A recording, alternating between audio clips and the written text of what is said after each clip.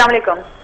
وعلیکم السلام ورحمۃ اللہ وبرکاتہ۔ جی doctor Zakir, I have two question. میرا سوال یہ ہے کہ یہ جو بڑی راتیں جو آتی ہیں، للیلۃ القدر جو آتی ہے، اور یہ شب معراج جو آتی ہے، اور شب آتی ہے۔ بسم اللہ الرحمن الرحیم۔ السلام علیکم ورحمۃ اللہ وبرکاتہ۔ ناظرین، ڈاکٹر ذاکر نائک صاحب سے ایک عورت نے سوال پوچھا ہے کہ شب برات یعنی لیلۃ البرات، شب معراج، ان راتوں کے بارے میں عبادت کا کیا حکم ہے اللہ تعالیٰ کی طرف سے اور رسول اللہ صلی اللہ علیہ وسلم کی احادیث میں؟ تو آج ہم ان کے بارے میں کچھ اہم بات آپ لوگوں کے سامنے کرنا چاہوں گا۔ اس شب کی ابتدا اسلام سے عبادت کے ساتھ منایا جا رہا ہے۔ شب برات کیا ہے؟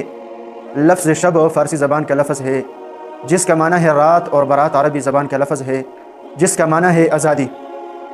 اس رات کو شب برات اس لیے کہتے ہیں کیونکہ اس رات میں اللہ تعالیٰ بنو کلب کے بکریوں کے بالوں کے برابر لوگوں کو جہنم سے نجات دیتا ہے۔ سرکار مدینہ صلی اللہ علیہ وسلم کا معمول تھا۔ ام المؤمنین حضرت سیدنا عائشہ صدیقہ رضی اللہ تعالی عنہا فرماتی ہے، میں نے حضور اقدس صلی اللہ علیہ وسلم کو شعبان المعظم سے زیادہ کسی مہینے میں روزے رکھتے نہیں دیکھا۔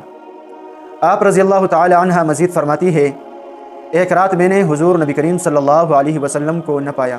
میں آپ صلی اللہ علیہ وسلم کی تلاش میں نکلی تو آپ صلی اللہ علیہ وسلم مجھے جنت البقیع میں مل گئے۔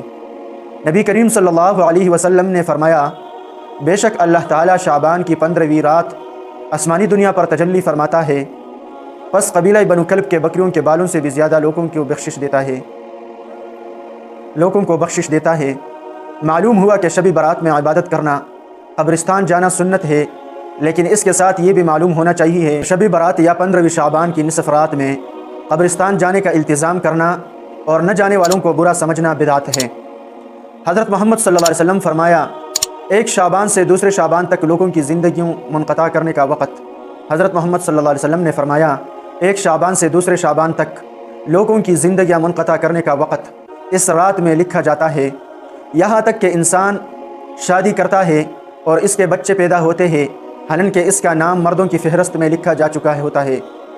اہل مکہ کے معلومات تیسری صدری ہجری کے بزرگ ابو عبداللہ محمد بن اسحاق فاقیہی رحمۃ اللہ علیہ فرماتا ہے، جب شب برات آتی تو اہل مکہ کے آج تک یہ طریقہ کار چلا آ رہا ہے کہ مسجد حرم شریف میں آ جاتے ہیں اور نماز ادا کرتے ہیں، طواف کرتے ہیں اور ساری رات عبادت اور تلاوت قرآن میں مشغول رہتے ہیں۔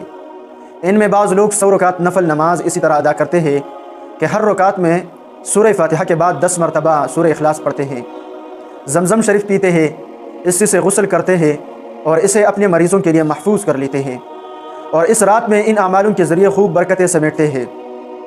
اس رات کے بارے میں، شب برات کے بارے میں، لیلۃ القدر کے بارے میں قرآن مجید میں اللہ رب العزت کیا فرماتا ہے؟ سب سے پہلے قرآن کا دلیل سورۃ الدخان کی ابتدائی آیاتوں کا حوالہ دیا جاتا ہے، حالانکہ ان آیاتوں میں شب برات نہیں بلکہ شب قدر کا بیان ہے، اور تقدیر کے فیصلے ہونے کا بیان نہیں بلکہ فرشتوں میں تقدیر کے فیصلے تقسیم ہونے کا بیان ہے۔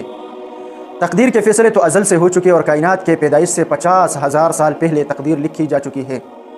چلے سورۃ الدخان کی ابتدائی آیاتوں کا مطالعہ کرتے ہیں۔ ان آیاتوں میں 3 اموروں کا بیان ہے۔ نمبر 1، قرآن مبارک رات میں نازل ہوا ہے۔ نمبر 2، اس شب میں تمام پر حکمت احکامات فرشتوں میں بانٹ دیے جاتی ہے۔ اس شب میں رحمت کا نزول ہوتا ہے۔ اہل مکہ کے معلومات تیسری صدی ہجری کے بزرگ ابو عبداللہ محمد بن اسحاق فاقی علیہ رحمۃ اللہ علیہ فرماتے ہیں، جب شب برات آتی تو اہل مکہ کے آج تک یہ طریقہ کار چلا آ رہا ہے، مسجد حرم شریف میں آ جاتے ہیں اور نماز ادا کرتے ہیں، طواف کرتے ہیں اور ساری رات عبادت کرتے ہیں اور تلاوت اور قرآن میں مشغول رہتے ہیں۔ اس شب میں سلامتی کا نزول ہوتا ہے۔ یہ معلوم تو حل ہو گیا کہ لیلۃ المبارکۃ لیلۃ القدر کا دوسرا نام ہے۔ یہ شب کس ماہ میں ہے؟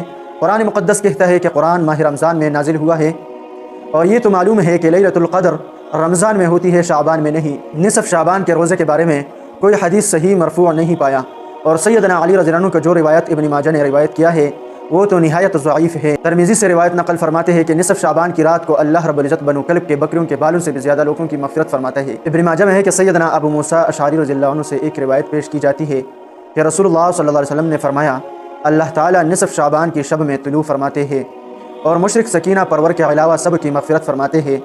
ان لوگوں کی مغفرت نہیں فرماتے اللہ رب العزت جو شراب کے عادی ہے اور جو دل میں بغض حسد کی نہ رکھتے اپنے مسلمان بھائی کے ساتھ، ان لوگوں کی مغفرت اس رات میں نہیں ہوتی۔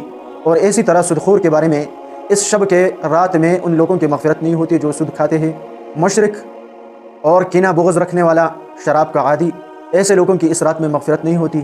اور اگر یہ اپنے گناہوں سے توبہ کر لیتا ہے تو اللہ رب العزت ان کو ضرور معاف کرنے والا ذات ہے۔